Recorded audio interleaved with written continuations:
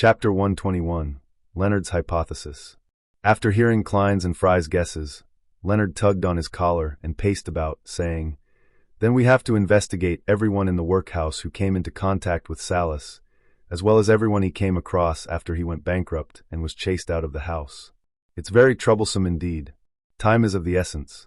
Let's split up and do a cursory check here, then head to the third reported death in the West Borough and leave the rest to the police." "All right," Klein answered without hesitation. Fry didn't have any objections. He turned towards the people who had been sleeping near Salas last night. Klein was about to find someone to question when he suddenly saw Leonard shooting looks at him. He was motioning at the side hall of the workhouse with his chin. What does he want? Klein was a little lost. He acted as though nothing had happened and strolled around the hall, then followed Leonard into the side hall while Fry was distracted. They made their way through the partition to a silent corner, which had no one else around. "I have a hypothesis," Leonard suddenly said, stopping in front of a shattered window. Klein looked around in confusion. "What's your hypothesis?" Leonard, with his deep green eyes, he returned a question. "If there were no supernatural factors, what do you think Mrs. Loweys's outcome would have been?" Klein thought for a moment, then said solemnly, "The same, just delayed by a week or two, perhaps a month. But to a family like theirs, they would have only seen the doctor when she really was at her limit. As long as her heart problems turned for the worse, there would be no way for her to be saved." "Then what about Salas? If he hadn't been instigated by someone, what kind of end would he have?" Leonard asked again. Klein pondered and said, "From the description in the information, Salas was already very angry about his bankruptcy and was furious that no one saved him. I think that he would have exacted his vengeance sooner or later, but not at the people at the workhouse. He might have targeted the boss that made him bankrupt or the staff of the bank that seized his house." "What would the result of his revenge be?" Leonard pressed on. Without a doubt, he had already decided to end his life. He would have died no matter what the result of his revenge was. Klein gave an affirmative answer. Leonard nodded and revealed his signature flippant smile. "Then can we conclude that Mrs. Loweys and Salas were both people fated to die soon?" Klein was a knowledgeable keyboard warrior. Upon hearing the question, he immediately had a guess. "You're saying that their deaths were moved forward by some supernatural factors? But why?"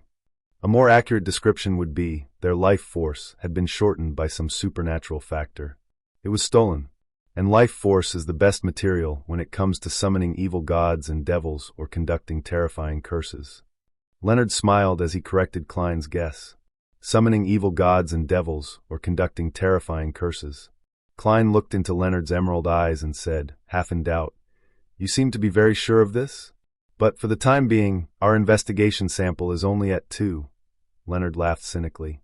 "Klein, there's no need for any pretense between us. I saw you break free from the control of sealed artifact 2-049, and I know that you're special. And you should be able to sense that I'm a little different from the average Beyonder." His smile disappeared as he looked into Klein's eyes. "I've told you that there are many special people in this world that can always do things others can't, such as you and me. This world has a long history. There are many magical items that people wish to obtain, to control. They wish to become the stars of their own show. There aren't many people like that, but it's impossible that there are only 1 or 2 of them.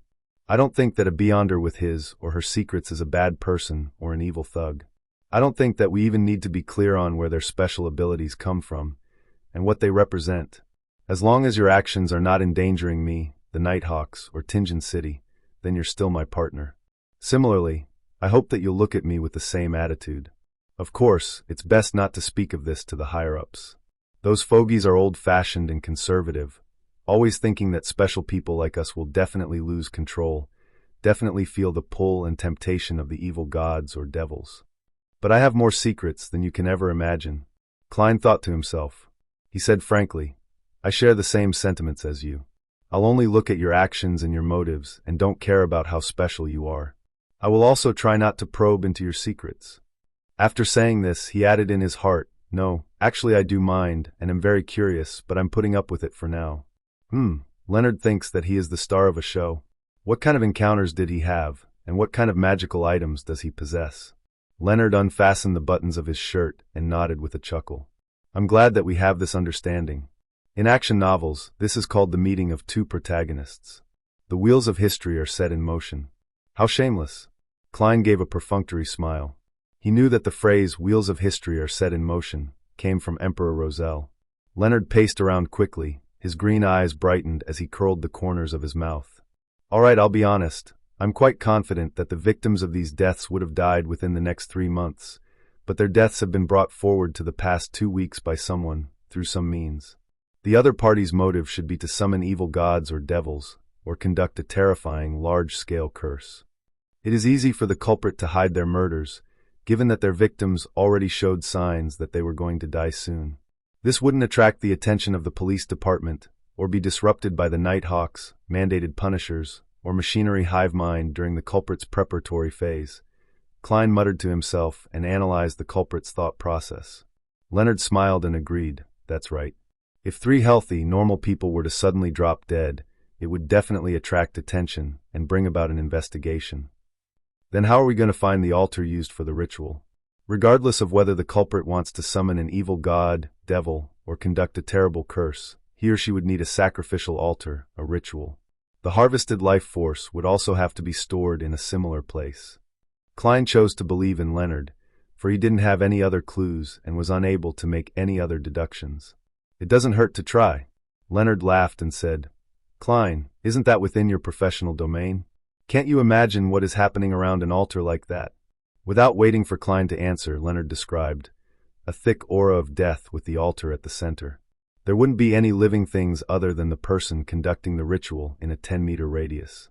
The surrounding temperature would be at least 5 degrees lower than the average temperature, with a cold wind blowing past it continuously, and the stolen life force of Mrs. Lawis and the rest will remain within the altar, sealed by a wall of spirituality."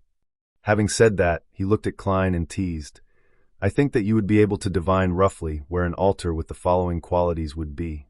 Klein frowned slightly and replied solemnly, "As long as it's within Tingen City. Furthermore, I would need a quiet place where I wouldn't be disturbed. My house, for example. I would also need the personal belongings of Mrs. Lawis and the rest as well." Klein's heart also skipped a beat. He felt that Leonard was a little too knowledgeable in the dark arts. "No problem." Leonard laughed. He suddenly stepped past Klein and walked toward the hall, not saying anything more. "That man sure has a unique style." Klein cursed in his heart and followed. When Leonard found Fry seriously taking notes, he put on a serious tone and said, "I have a hypothesis and was hoping that Klein would give it a try." "What hypothesis?" Fry asked, appearing cold. "I'll tell you if there is a result. I don't want to be laughed at by Roseanne and the rest." Leonard gave a whimsical excuse and changed the subject. Fry didn't ask any further.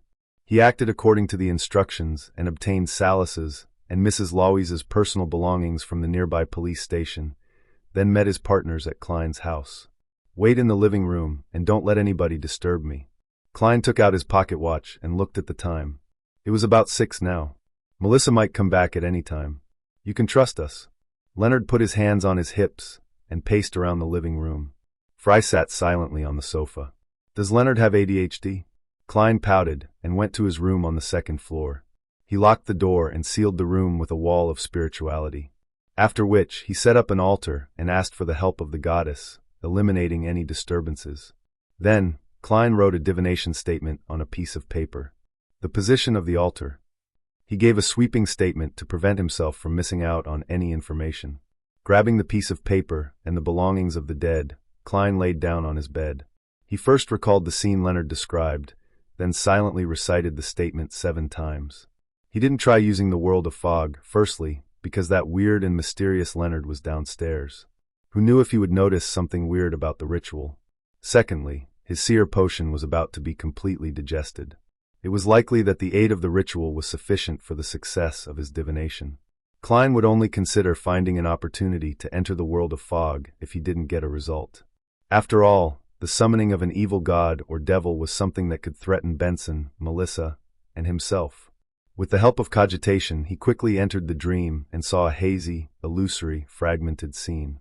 Soon after, an image floated before his eyes. It was a 2-story grayish-blue house bathed in a sunset glow. The windows of the 1st floor were shut tight, and the dark curtains had no gaps. However, they expanded and contracted from time to time. The soil around the house was dark brown, but nothing was growing in it. The garden around the house seemed to be covered in shadows, dilapidated and dark. There was a river flowing silently near the house. Sometime later, Klein exited the dream, having not seen anything else. Leonard's hypothesis was correct. Where could that building be? There are too many rivers in Tianjin City, such as the West Borough, Southwest Borough, the harbor area, the university area. He opened his eyes and rubbed his temples as he thought, his expression serious.